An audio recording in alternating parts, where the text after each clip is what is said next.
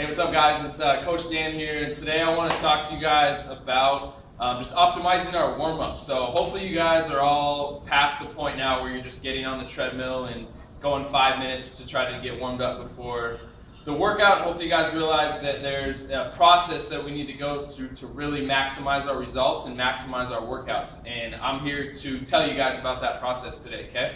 So we're going to break this into 3 parts, so it's going to be 3 separate videos. The first one, we're going to go into a little bit of breathing work, and I'll explain why that's important in a second.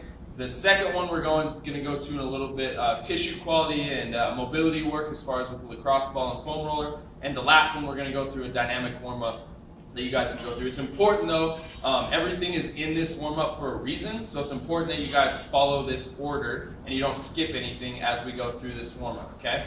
So the first one we're going to go through, guys, is all about breathing. When we're focusing on this breathing, what we want to do is focus on turning on our diaphragm. A lot of people don't use their diaphragm for breathing, and when we have our diaphragm not using for breathing and we have tight hip flexors, that pulls our lower back into extension, right? And when we're in extension is when we get that chronic low back stiffness and low back tightness. So turning our diaphragm on and breathing can really help with that, along with also helping with neck pain and back pain. A lot of times when we're not breathing with our diaphragm, we have other respiratory muscles that we breathe with through our traps and through our neck, so we're breathing and we're constantly just under tension up in our traps and neck and shoulders. And so working on our diaphragmatic breathing can help with that as well. So here's a really simple thing you guys can do. This would be the first thing we would do in our warm-up right when we get into the gym, okay? So what you guys are going to do, I like to do this in our 90-90 hip position. So what you guys are going to do is scoot all the way up to the bench and get our knees at 90 degrees and our hips at 90 degrees. This helps just release those hip flexors a little bit too. And then from there, we're going to go into diaphragmatic breathing. So I'm going to put one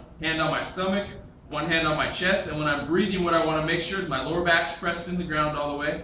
And then the first thing I do when I take a deep breath in, my belly rises first and then my chest, okay? So I take a deep breath in, always breathing in through the nose and out through the mouth. So I breathe in through the nose, my belly comes up first, my chest comes up second, and then as I exhale, everything falls as one, and I really start to recruit those deep abdominals on the way breathing out, okay? So deep breath in, belly comes first, then the chest, deep breath out. We really exhale and we really push everything out and really draw on those inner abdominals, okay? So we would do that diaphragmatic breathing for about 10 to 12 breaths, or if you guys have a little bit more time, do it for like 2 to 3 minutes. But again, what we're trying to do is really turn on that diaphragm and focus on the diaphragmatic breathing rather than breathing through our chest and neck, okay?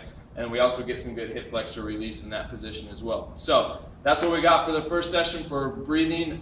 Next session, I'll go over some tissue work with you guys. Thanks.